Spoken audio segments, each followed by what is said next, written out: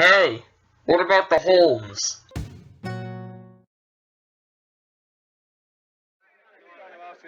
you be quiet, Please sing something. No! Sorry. Next question. You can sing. No, we need money first. The Beatles were one of the most famous bands of all time. The band consisted of 4 young men from Liverpool, England: rhythm guitarist John Lennon, left-handed bass guitarist Paul McCartney, lead guitarist George Harrison, and drummer Ringo Starr. Their career left behind a legacy so large, even some of today's youth is enjoying them. But what made them so big and what they were? Through everything, the Beatles wrote great music, encountered many screaming girls, faced a whole load of misery, but all the same, they kept moving on.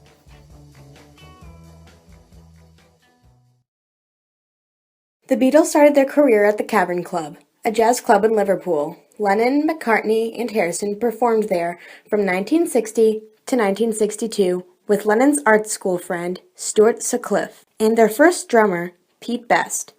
In the last year at the Cavern Club, the band met Brian Epstein, a record store owner who would go on to be their manager.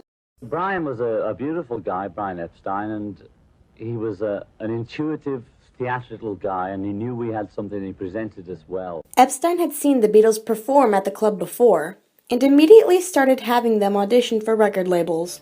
However, before he arrived to help the band get big, Sutcliffe left the band to focus on art, and tragically died of a brain hemorrhage. He was 21. When I told them that Stuart died, Pete just bursted out in tears.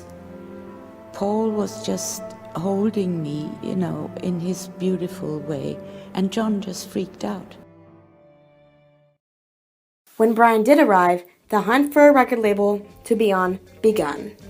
After much time looking for a record company to sign with, producer of Parlophone Records, George Martin, had the band signed to the record company. Their first single, Love Me Do, was recorded during their first session at EMI Studios, and George Martin thought that Best was a terrible drummer. As a result, in August of 1962, Best was removed from the band and replaced days later by another drummer, Richard Starkey, or Ringo Starr. When I went in, I could tell that Brian was very apprehensive. He wasn't his norm, cool, calm, collected self. And he talked round the subject for about 5 or 10 minutes, and then he just said, "Pete, I've got bad news for you. The boys want you out, they want Ringo in, and Ringo joins the band on Saturday," which was 2 days afterwards. When Starr joined, the band re-recorded Love Me Do, but Martin was still not sure. So Andy White, another drummer, was hired temporarily for this track only, and this track became the take that was used.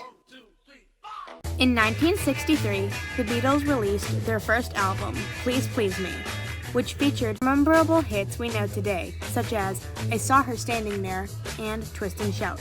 The album got recorded in one day and was a critical success across the United Kingdom. It wouldn't be long until they released another album with the Beatles, and announced that they would be traveling to the United States to perform, as some of their albums reimagined were released there by Capitol Records. On February 7, 1964, thousands of fans lined up at John F. Kennedy Airport to watch the 4 men begin their biggest journey. Good evening, ladies and gentlemen. Tonight, live from New York, The Ed Sullivan Show. Now tonight, you're going to twice be entertained by them. Right now, and again in the second half of our show. Ladies and gentlemen, the Beatles! 2 days later, the band starred on The Ed Sullivan Show for the first time out of 4 times, with a television audience of over 73 million, which was a record for U.S. television. The Beatles returned to England a few weeks later, just in time to start filming their groundbreaking movie, A Hard Day's Night. It released on July 6, 1964, and an album of the same title was released 4 days later. A year later, the band made another film and album, Help. Help was released in 1965, and although it did not do as well as A Hard Day's Night did, the televised special had an amusing storyline and an excellent soundtrack.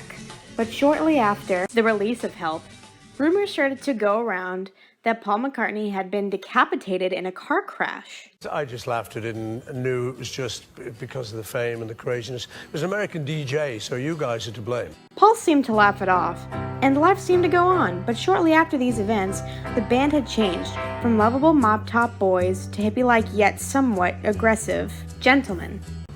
I don't know, it just sort of, I can't remember, it just sort of came over. Somebody came up to us, the press were there, because we'd gone down with this strange Indian, and they said, Brian's dead. And I was stunned, and we all were, I suppose. And Maharishi, we went into, well, what?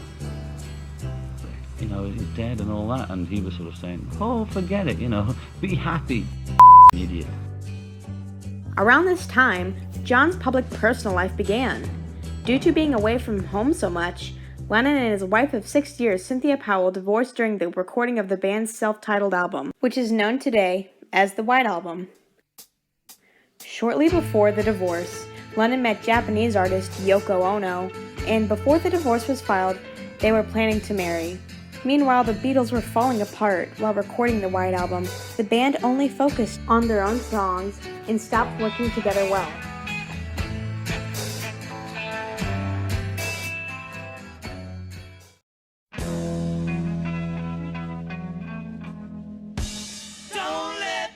On January 30th, 1969, the band got together for their final show, what is now known as the Rooftop Concert, to record songs for their new album, Let It Be. The building they recorded on was the rooftop of Apple Records, their self-founded label since 1968. Finally, in 1969, shortly after finishing the classic Abbey Road, Lennon announced that he'd be quitting the band to spend more time with Yoko and to later take up a solo career. And part of the support for the Give Peace a Chance era of the 20th century.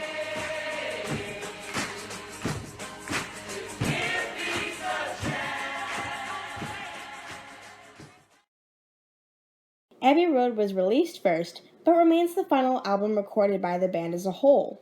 In April of 1970, McCartney released a solo album and announced that the Beatles would be officially breaking up after the release of Let It Be the next month. The band went their separate ways, all of which were solo careers.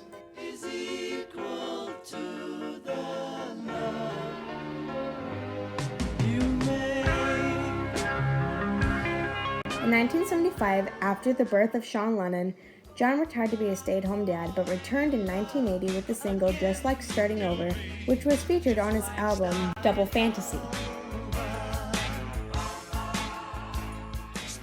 3 weeks later, outside of his New York City apartment, John Lennon, the most famous perhaps of all of the Beatles, shot twice in the back, rushed to Roosevelt Hospital, dead on arrival. Did you hear the news? This morning sometime. Very early? Yeah. It's done now, yeah? Drag, isn't it?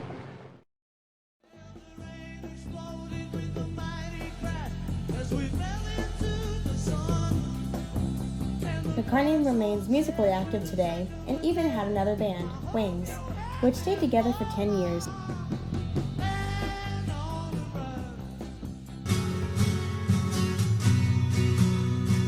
Harrison also had a very successful career, with albums released such as Cloud 9 and the 3-LP album All Things Must Pass. He died of lung cancer in 2001 at the age of 58.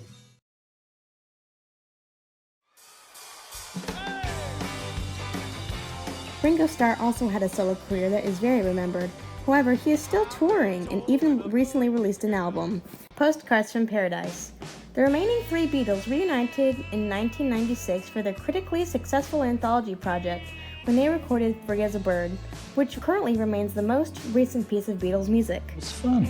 It was good because enough time had gone between 1969 and now. The kind of the Beatles had gone away and we'd all had enough time to breathe, and I think it was much easier.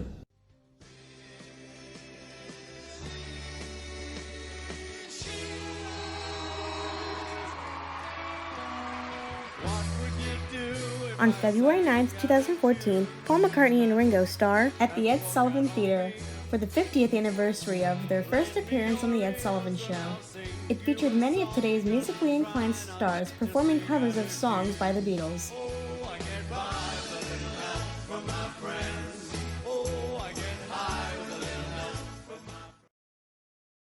In 2015, McCartney did a collaboration song with pop singer Rihanna and Kanye West, entitled 4 or 5 Seconds, which people loved, but either intentionally or jokingly got curious on who Paul McCartney was.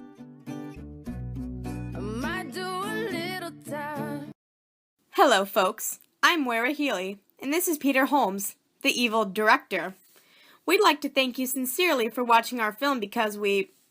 Wait, Pete, what's going on? Why, newer and bluer medias have entered the vicinities of this very studio. They're singing about what makes somebody beautiful. But there's only one way to get them out. What's that? Singing. Take it, bro. Blackbird singing in the dead of night. Take these broken wings and learn to fly. All your life, you were only waiting for this moment to arise.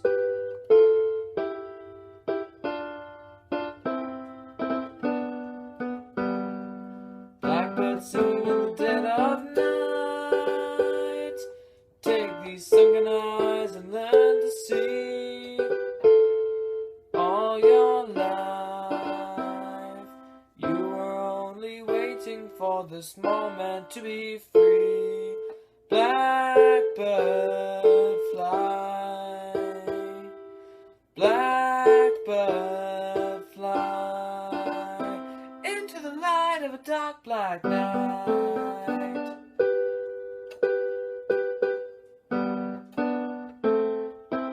Okay, hold it. It's not fully working. Moira, why don't you try? Thank goodness for my amazing voice.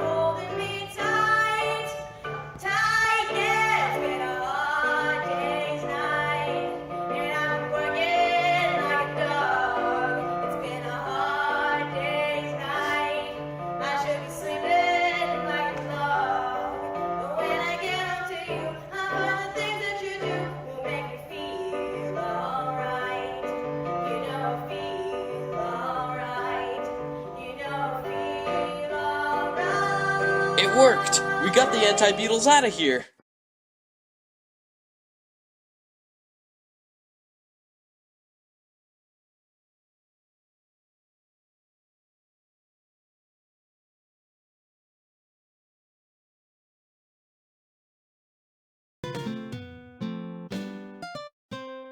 Hey, what about the Holmes?